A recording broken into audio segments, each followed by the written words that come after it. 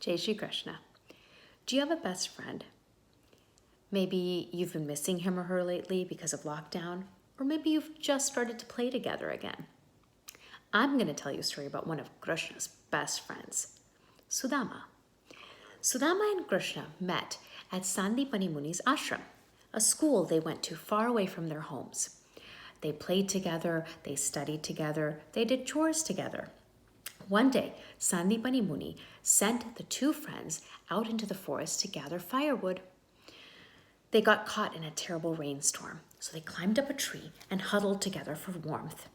I'm hungry, Krishna said, and Sudama pulled out a little pouch of poha he had brought, and the two friends shared the food and chatted.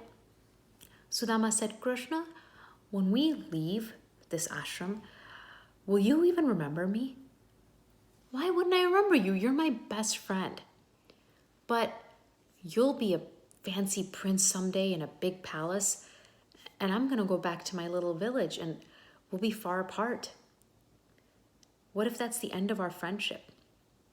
Krishna said, no, my friendship never ends.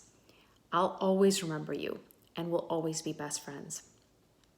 When the rain stopped, they climbed down from the tree and went back to the ashram.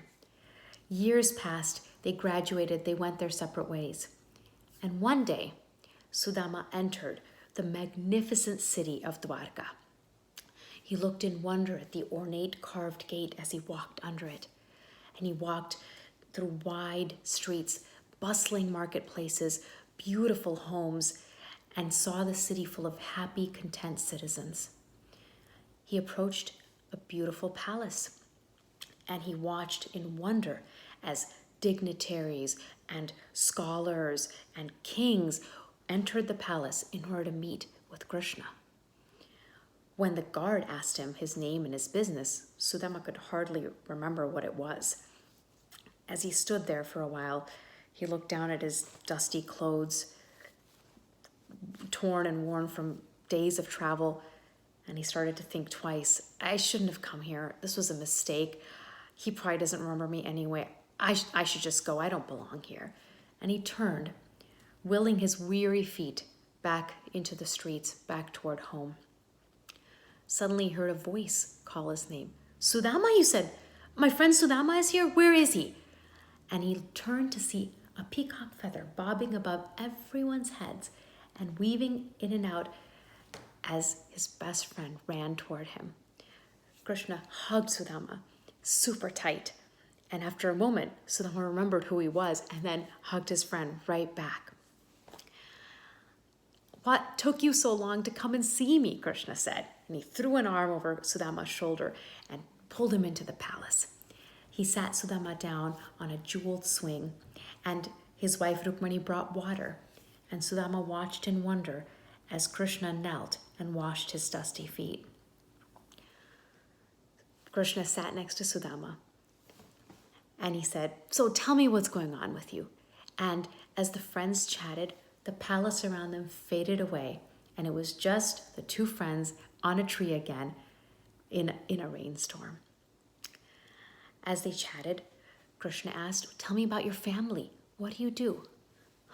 So if you're spending all your time helping people in the community around you, spreading these divine thoughts from home to home, how do you manage your own household? Do you have enough of what you need? Sudama couldn't answer that question, but Krishna had heard what he needed to hear. He smiled mischievously.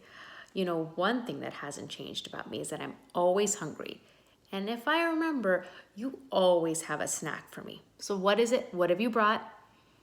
And he watched as Sudama tried to hide away that pouch of poha that his wife had packed. Krishna snatched it away, opened it up. My favorite poha, I can't believe you remembered. And he began to eat it. And his wife came and had some, and his son came and had some, and he shared it with his friend Sudama. And when the poha was done and he was content, Sudama realized it was time for him to go. As he was leaving, he remembered what his wife had said. You know, if you need something, there's no shame in asking your friend. But Sudama couldn't think of a single thing he wanted. Krishna's love and friendship had filled his heart. He wanted nothing else in the world. As he walked out of the palace, he looked back to see Krishna leaning against a pillar, his peacock feather shimmering in the setting sun.